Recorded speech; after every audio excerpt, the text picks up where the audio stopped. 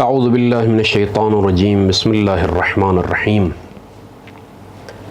الحمد للہ رب العالمین، والصلاة والسلام علی سیدنا محمد وآلہ الطاہرین، اللہم صل علی محمد وآل محمد۔ 8 شوال کی تاریخ اسلام کی وہ سیاہ تاریخ ہے کہ جس میں تمام مسلمانان عالم اور خاص طور پر شیعیان علی ابن ابی طالب اس دن کو مناتے ہیں اور اس دن مجالس اعزاء کا اہتمام کرتے ہیں۔ مجالس کے ذریعے سے اور محافل کے ذریعے سے سعودی حکومت کی طرف سے جنت البقیع میں موجود صحابہ کرام اور ازواج نبی اکرم صلی اللہ علیہ وآلہ وسلم اور اصحاب کرام کی قبور کی جو توہین ہوئی، اس توہین کے حوالے سے 8 شوال کو تمام مسلمانان اور خاص طور پر شیعیان علی بن ابی طالب پوری دنیا میں مجالس اور محافل کے ذریعے سے اور احتجاج کے ذریعے سے اس تاریخ کو یاد رکھنے کی اور اس کی مذمت کرنے کی کوشش کرتے ہیں، اور یہ ہر مسلمان کا وظیفہ بھی ہے کہ اپنے اس احتجاج کے ذریعے سے اور مجالس اور محافل کے ذریعے سے آنے والی نسلوں کو یہ بتا دیں کہ یہ جو ہوا آل سعود کی طرف سے اس دور میں جنت البقیع میں موجود قبروں کو اور مزاروں کو جو گرایا گیا اور جو توہین ہوئی، اس کے خلاف احتجاج کی صورت میں آج مسلمان 8 شوال کو گھروں سے نکلتے ہیں اور مجالس ائمہ اطہار اور مجالس اہل البیت کا انعقاد کرتے ہیں، اور یہ ایک اخلاقی اور جو ہے دینی فریضہ ہم سب سمجھتے ہیں۔ مگر میں یہ ضروری سمجھتا ہوں کہ تمام شیعیان علی بن ابی طالب خاص طور پر اس بات پر توجہ دیں کہ انہدام جنت البقیع، بقیع میں موجود قبروں کو گرانے کا مسئلہ کوئی شیعہ سنی مسئلہ نہیں ہے، بلکہ عالم اسلام ایک طرف اور تکفیری سوچ ایک طرف۔ لہٰذا کوئی مومن، کوئی شیعی علی بن ابی طالب میڈیا پر یا مجالس اور محافل میں اہل سنت پر اس حوالے سے کوئی ایسی تقریر، کوئی ایسا جملہ ادا نہ کرے ممبر سے کہ نتیجے میں مسلمانوں کے درمیان یہ مسئلہ بھی متنازع قرار پائے کہ یہ شیعہ سنی مسئلہ ہے۔ دشمن کی یہی کوشش رہی ہے اور یہ کوشش ہے آج بھی، اور یہ کوشش ہوتی رہے گی کہ یہ شیعہ سنی مسئلہ ہے، حالانکہ شیعہ سنی مسئلہ نہیں، بلکہ تمام مسلمان ایک طرف ہے، شیعہ اور سنی برادری ایک طرف ہے، اور ایک طرف ایک تکفیری سوچ ہے جو اپنے علاوہ سب کو کافر سمجھتے ہیں اور سب کو مشرک سمجھتے ہیں۔ تو انہدام جنت البقیع کے حوالے سے ہر مومن اور ہر مسلمان کا فریضہ ہے کہ وہ اپنا احتجاج ریکارڈ کروائے، چونکہ اس حوالے سے جو اہم بات ہے وہ یہ ہے کہ سب سے پہلے مسلمانوں کی نگاہ میں اور مسلمانوں کی روایات میں اور آداب و رسوم میں جنت البقیع کی اہمیت کیا ہے، اس کے بارے میں دیکھنا ضروری ہے۔ جنت البقیع کی اہمیت صرف تشیع کے پاس نہیں، بلکہ تمام عالم اسلام کے مسلمانوں کے پاس جنت البقیع کی اہمیت بالکل واضح ہے۔ کئی روایات تمام فریقین کی کتب میں، اور یہ روایتیں ہمیں ملتی ہیں کہ پیغمبر اسلام صلی اللہ علیہ وآلہ وسلم اپنی زندگی میں جنت البقیع کی زیارت کے لیے تشریف لے جاتے تھے، بلکہ یہ روایات بھی سنی مصادر سے ہم تک یہ پہنچی ہے کہ پیغمبر اسلام کان یخرج لیلاً،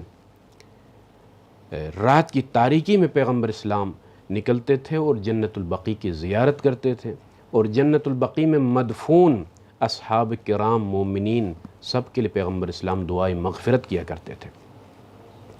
اور روایات میں سنی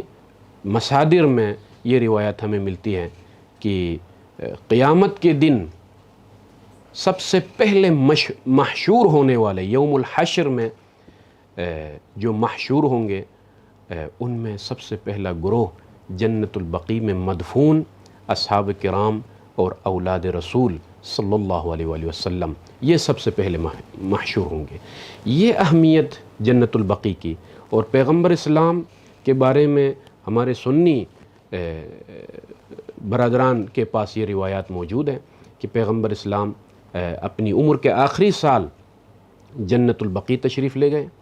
اور اصحاب کرام بھی ساتھ میں تھے، اور پیغمبر اسلام نے السلام علیکم یا اہل القبور سلام کرنے کے بعد دعائے مغفرت کی، اور جو ہے یہ خبر دی کہ یہ میری عمر کا آخری سال ہے۔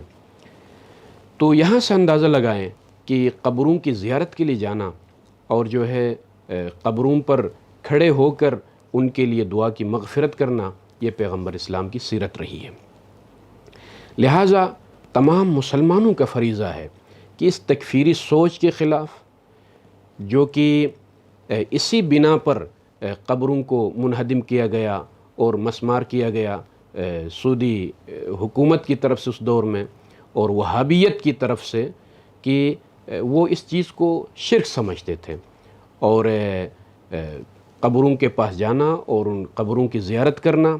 اور اولیاء خدا سے متوسل ہونا، ان تمام چیزوں کو بدعت سمجھ کر باقاعدہ فتویٰ صادر کیا گیا کہ جو ہے قبروں کی تعمیر حرام ہے، اور قبروں کے پاس جو ہے عبادت کرنا یہ حرام ہے، یہ شرک ہے، اور اس طرح سے کرنا یہ سب سے بڑا شرک کہلاتا ہے۔ نتیجے میں ایک جواز فراہم کر کے قبور کی توہین کی گئی، جنت البقیع کی توہین ہوئی۔ اور یہ معلوم ہونا چاہیے کہ جنت البقیع میں 10,000 سے زائد صحابہ کرام کی قبریں ہیں،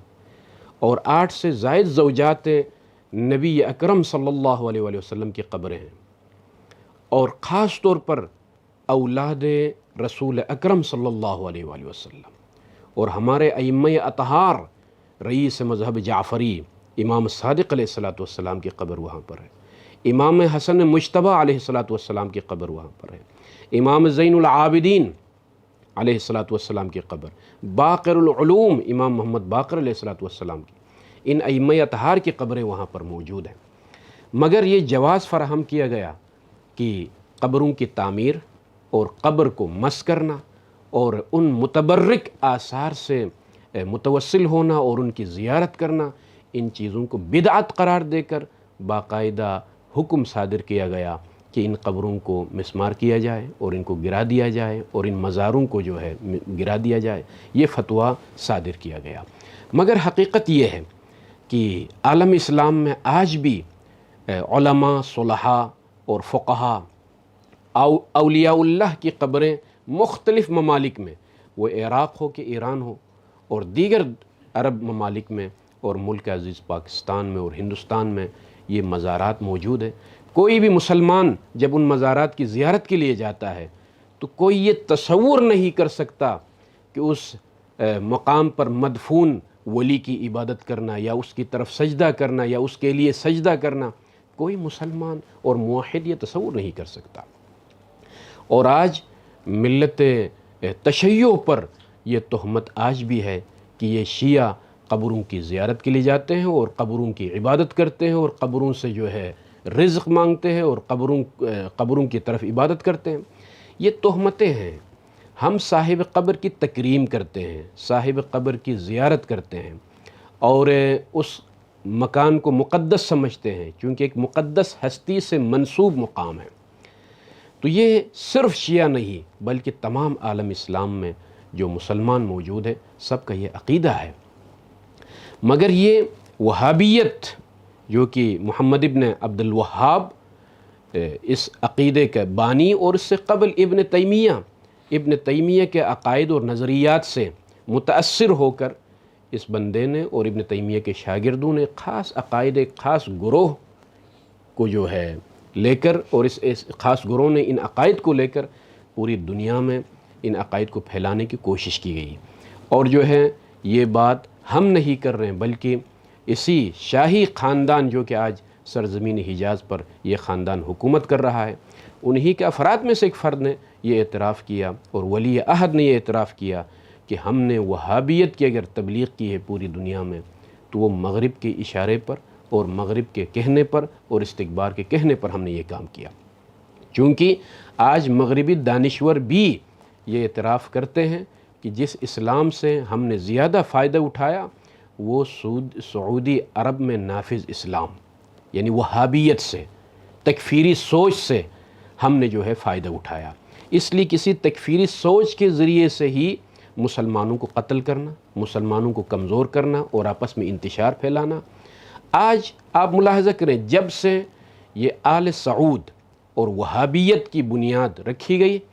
تب سے لے کر آج تک کسی کافر ملک کے خلاف کوئی احتجاج اور کوئی قدم نہیں اٹھایا گیا، بلکہ جتنے بھی اقدامات اس تکفیری سوچ کی طرف سے ہوئے ہیں وہ مسلم ممالک کے ساتھ اور مسلمانوں کے ساتھ یہی رویہ اور کسی کلمہ گو کو کافر قرار دینا اور کلمہ گو کے خون کو مباح قرار دینا، یہ سوچ اس وہابیت میں پائی جاتی ہے۔ تو اس بات کی طرف متوجہ ہونا آج ضروری ہے۔ تو لہٰذا شیعیان علی بن ابی طالب اور عمومی طور پر مسلمانان عالم 8 شوال کی تاریخ کو مجالس منعقد کر کے اور محافل منعقد کر کے اور احتجاج کر کے اس تاریخ کو یاد رکھنے کی کوشش کرتے ہیں کہ جس تاریخ میں بقی کی قبروں کی توہین ہوئی اور مزارات گرا دیے گئے، اور یہاں سے اندازہ لگائیں کہ تمام مسلمانوں کا یہ عقیدہ ہے کہ قبر کی زیارت کرنا مستحب ہے، ثواب ہے، تذکر لینے کے لیے، وعظ اور نصیحت حاصل کرنے کے لیے، اور خاص طور پر اگر نبی اکرم صلی اللہ علیہ وآلہ وسلم کی قبر مبارک ہو تو ہر عاشق نبی کی یہ تمنا ہوتی ہے کہ پیغمبر اسلام کی قبر کی زیارت ہو اور پیغمبر اسلام کی زیارت سے مشرب یاب ہو، یہ ہر مسلمان کی تمنا ہوتی ہے۔ مگر افسوس سے یہ کہنا پڑتا ہے کہ یہ وہابی سوچ اور تکفیری سوچ اور ان کے فتاویٰ میں آپ اندازہ لگائیں کہ یہ فتاویٰ ائمہ اربعہ کے فتاویٰ نہیں ہیں، بلکہ ابن تیمیہ اور اتباع ابن تیمیہ وہابی مسلک میں یہ چیزیں پائی جاتی ہیں۔ ہند و پاک میں چونکہ وہابی مسلک وہابیت کے نام سے مشہور ہے، یہ سوچ پائی جاتی ہے کہ اگر کوئی زیارت نبی کے قصد سے گھر سے نکلتا ہے، قبر مطہر نبی اکرم کی زیارت عشق نبی میں اگر گھر سے نکلتا ہے، سفر طے کرتا ہے، تو اس سفر کو سفر معصیت کہا گیا۔ یہ وہابی سوچ ہے، یہ ابن تیمیہ کی رائے ہے، یہ وہابیت اور تکفیریت میں یہ فتویٰ ہمیں ملتا ہے، اور آج بھی ان کی کتابوں میں یہ فتویٰ درج ہے کہ صرف زیارت نبی کی نیت سے اگر کوئی گھر سے نکلتا ہے تو یہ سفر بدعت ہے، معصیت کا سفر ہے، اور انسان جب بھی معصیت کا سفر کرتا ہے تو اس کی نماز قصر نہیں ہوتی ہے، تمام ہوتی ہے۔ آج یہ فتویٰ ان کی کتابوں میں درج ہے۔ لہٰذا ملک عزیز پاکستان سے کوئی عاشق نبی اگر مدینہ شریف کا سفر کرے اسی نیت سے کہ قبر نبی کی زیارت کرے، وہ عشق نبی میں گھر سے نکلا ہے، تو اس سفر کو معصیت کا سفر کہنا اور نماز کا حکم باقاعدہ، چونکہ سفر معصیت اور بدعت کا سفر ہے، چونکہ قبر کی زیارت بدعت ہے، تو لہٰذا نماز اس کی قصر نہیں ہوگی بلکہ اس کو تمام نماز پڑھنی چاہیے، یہ فتویٰ لگانا۔ آج اگر قبہ جو گنبد خضرا جو آج مدینہ شریف میں موجود ہے، اگر وہ محفوظ ہے تو یہ محفوظ رکھنے کی وجہ اور سبب یہ ہے کہ چونکہ تمام مسلمانوں کی طرف سے جو احتجاج ہوا اس دور میں، جب جنت البقیع کی توہین ہوئی، جب مزاروں کو اور قبروں کو جب گرا دیا گیا، عالم اسلام کی طرف سے جو احتجاج ہوا، اس احتجاج کے نتیجے میں مجبور ہو کر گنبد خضرا کو آل سعود نے اور تکفیریوں نے نہیں گرایا، اور آج تک گنبد خضرا موجود ہے مدینہ منورہ میں، اور سبب ان کے بڑے امام کی کتاب مسائل الامام ابن باز وہ عالم ہے مسلک وہابی میں کہ اس کے بارے میں یہاں تک کہا گیا کہ من لم یعرف امام زمانہ، جو اپنے زمانے کی امام کی معرفت حاصل نہیں کر کے دنیا سے چلا جاتا ہے تو وہ گویا جہالت کی موت مر گیا۔ اس حدیث کو تطبیق کرتے ہیں ابن باز، بڑے عالم شمار ہوتے ہیں ان کے۔ ان سے جب یہ پوچھا گیا کہ آج تک وہ گنبد خضراء وہ قبہ رسول اکرم صلی اللہ علیہ وسلم کی قبر مبارک پر جو موجود ہے مسجد النبوی میں، آج تک وہ کیوں موجود ہے؟ حالانکہ یہ چیز بدعت ہے مسلک وہابی میں، تکفیری سوچ میں۔ تو ان کا یہ جواب تھا کہ ترکہا آل سعود خشیت الفتنہ، کہ آل سعود نے اور ارض حجاز پر قائم بادشاہوں کی حکومت نے اگر اس کو نہیں گرایا ہے تو اس کی وجہ حب رسول میں نہیں، عشق رسول میں نہیں، بلکہ مسلمانوں کے درمیان فتنے کے خوف سے، فتنہ نہ ہو جائے۔ چونکہ انہدام جنت البقیع کے وقت تمام عالم اسلام، صرف شیعہ نہیں، تمام عالم اسلام کی طرف سے احتجاج ہوا۔ نتیجے میں ان کو یہ جرأت نہیں ہوئی اور آج تک جرأت نہیں ہوئی کہ جو ہے گنبد خضرا کو گرائے۔ لہٰذا یہ تمام مسلمانوں کا عقیدہ ہے۔ آج جو ہے ملک عزیز پاکستان میں اور دیگر ممالک میں اور عراق میں تمام ممالک میں مزارات موجود ہیں، یہ مسلمانوں کا عقیدہ ہے۔ لیکن یہ کہنا کہ مزارات کی طرف رخ کر کے نماز پڑھتے ہیں اور صاحب مزار کی عبادت کرتے ہیں اور اسی کو رازق سمجھتے ہیں، اسی کو خالق سمجھتے ہیں، یہ تکفیری سوچ ہے، یہ وہابیت کی سوچ ہے۔ لہٰذا تمام مومنین شیعیان علی بن ابی طالب خاص طور پر اس کی طرف توجہ رکھنے کی ضرورت ہے کہ یہ شیعہ سنی مسئلہ نہیں، بلکہ ایک ٹولہ ہے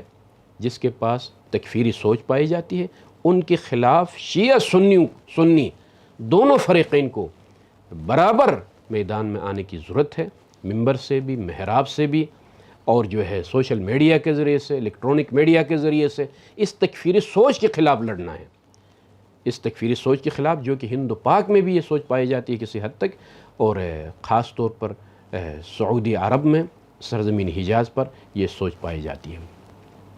تو لہٰذا عالم اسلام کو اتحاد کی ضرورت ہے، یہ تفریق کا دن نہیں ہے، تفریقے کا دن نہیں ہے، بلکہ شیعہ بھی اور دیگر مسلمان بھی مل کر احتجاج کرنے کی ضرورت ہے، اور آل سعود کو بتانے کی ضرورت ہے کہ حق نہیں پہنچتا کہ کوئی خاص فکر اور ایک خاص سوچ کو تمام عالم اسلام پر مسلط کرنے کی کوشش کی جائے، یہ بالکل درست نہیں ہے، اور یہ باقاعدہ پیغام دینے کی ضرورت ہے۔ وصلی اللہ علی محمد وآلہ الطاہرین۔